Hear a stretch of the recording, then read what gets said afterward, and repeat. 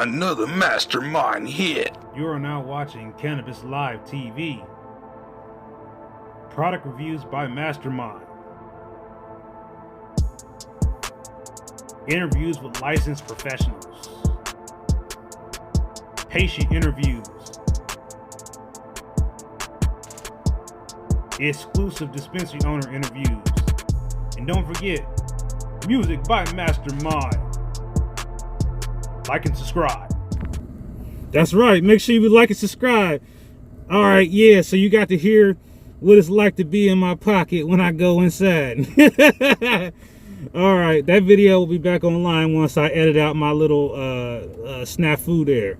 But anyway, so I'm going to go ahead and give you guys the honest review of what I experienced once I got inside. First of all, I arrived here and I was given a pager, and then I was able to go wait in my car.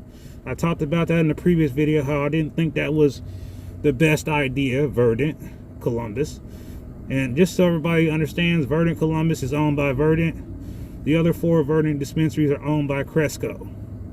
And eventually they'll probably become Sunnysides, and there'll only be 1 Verdant left here in Columbus, unless they buy that somehow. So once I got the buzz, you saw what happened. My pager went off, and you would think, oh, it's time for you to go pick up your order. No, it's not. That means you have to go in. That means it's time for you to be able to wait in the lobby. So the pager is just a prelude to you going to wait some more in the lobby. You know, so you get in there, and you didn't even get in. I had to wait in the breezeway. So it's 2 people waiting in the breezeway plus a security guard. That's 3 people. And then once you get inside, I counted at least 10 individuals, maybe 11 patients inside. You know, all of them standing in line, and then, you know, a few people trying to sit down. What happened to COVID-19 protocols? Yes, as far as the customer service aspect, I don't have anything negative to say about the employees of Verdant Creations Columbus. There was nothing wrong with them. There was no issue as far as customer service goes. The security guard was somewhat friendly when I got here. He asked me about who I was because he seen my hat and my shirt. And I didn't have any issues as far as customer service, but what I have is concerns.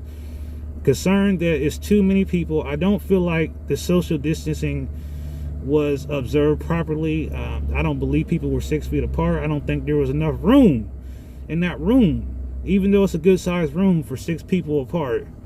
I don't think this process of having two lines inside of this small space saying here's the express line for online orders, and here's a line for people who are making new orders. It should just be everybody online orders only. The place is too small. If I'm being honest with myself, and I'm sorry, some people are not going to like this when I say this, but this location really should be a curbside only location, or a small for the region and the area that it's in. There's too many people coming here. There's too much traffic here. People coming here because they got a bunch of new stuff today. This store never has anything. So if you look on the menu today, they got all kind of stuff coming in today. So you know, I came here to get some rainbow chip. Good luck trying to get that. It's gone.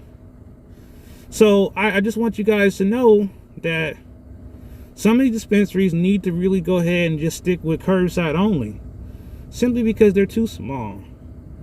People shouldn't have to stand in line. I had a hard time. I'm gonna be honest. I experienced extreme anxiety inside of this place because there were so many people in there. Even once I got in, I mean, not to say that it was forever when I got inside. I would say that there was about 10 minutes more, less than 10 minutes when I was inside. It wasn't a long wait in the inside.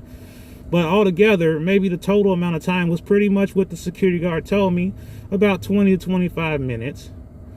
However, it still is too many people bottlenecked into one place at one time. And I think that Verdant Creations, if you want to listen to feedback from somebody who supported you from the very first day you opened this dispensary, before you sold to the other companies, and I support all these dispensaries that I've been to, you need to really do better. I mean, because for somebody like me, I can't come here. I can't stand up for no long period of time. I have bad legs. And I'm really uncomfortable sitting on the furniture that they have in there because it's fabric. And that means that it's literally impossible to sanitize. How do you sanitize fabric unless you're fogging it with a fogger.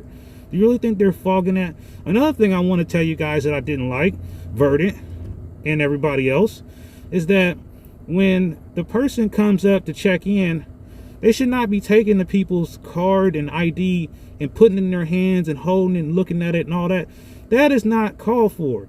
There's a glass window there. You can put those things up to the window and you can purchase a barcode scanner and scan these. The ID and the card can be scanned. How do I know this? Ohio Provisions does that.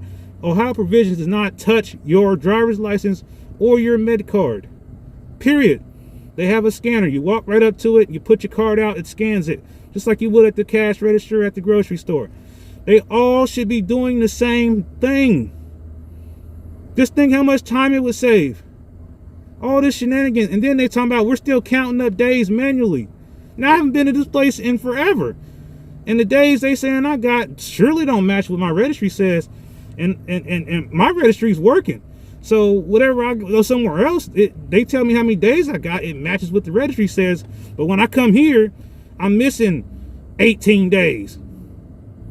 18 days. I ain't even bought that much stuff.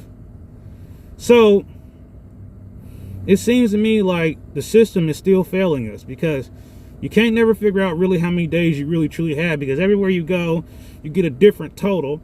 Then you look on the website, it tells you something else. The website doesn't override the dispensary like it used to. And then there's no one at the pharmacy to work with you. They won't even answer email about what happened with the rules from last year. So there's no one in the pharmacy to help us. You know, I'm out here, I'm trying to get these lawmakers to see what the hell's going on here. This program is not being run properly. Just common sense things. Companies are not required to answer the damn phone. What kind of business model is that, where you run a multi-billion-dollar company and you two overloaded to answer the phone? If you got $1 million multi-state operation, you're telling me you can't hire enough people to open up a virtual call center and create more jobs in Ohio's market? I call bullshit on that. And if the pharmacy is the barrier, if commerce is the barrier, I'm calling bullshit on that too. That's ridiculous, man. I mean, it doesn't make no sense why patients have to deal with the frustrations to get somebody to answer the phone at these places. And then they have to go there and stand in these ridiculous lines like we're out here looking for food. I mean, nothing against people looking for food, but I'm just saying, I've been in them lines looking for food before. And it's hard. It's hard on your body. We are disabled. We are older Americans. We are sick Americans. We are poor Americans. And we can't afford to be standing out here all day and all night at a parking lot waiting on something else when I could have probably went somewhere else and been done. So, you know, the changes got to come soon. So I'm going to be meeting with some more state representatives and some more people involved in the lawmaking process, and I'm going to continue to show them it's not being ran properly. Whatever rules they made, they're not all being followed. And then there's rules that they didn't even make that just make sense, that they didn't even implement. Another one, how do you have products that are perishable due to climate changes, temperature changes, and not require refrigeration? That's insanity. How can you sit here and say you're going to serve edibles and concentrates and tinctures and not allow it to be properly stored so that the stuff don't go bad from sitting in the shelf in a vault? These vaults don't have refrigerators in them. So that means when you go buy your concentrates, you got to pay attention to where you're buying it from and how old it is, because the longer it's been sitting in their vault, rotting away without any proper climate control, especially in the summer, the worse this stuff's going to be. That's why last summer we had all this runny rosin. It was all runny and shit. So, like I said, we got to see stuff get better. And all I know, Columbus, you putting on notice because the Strawberry Fields comes in here and runs their dispensary like they run it in some of the other shops. Y'all gonna have a world of hurt coming. World of hurt coming. So you later on, next time on I'm on the road. No, I don't know what I'm calling it. I'm going to Bloom Medicinal. So I'll check in with y'all in a little bit. All right. Peace.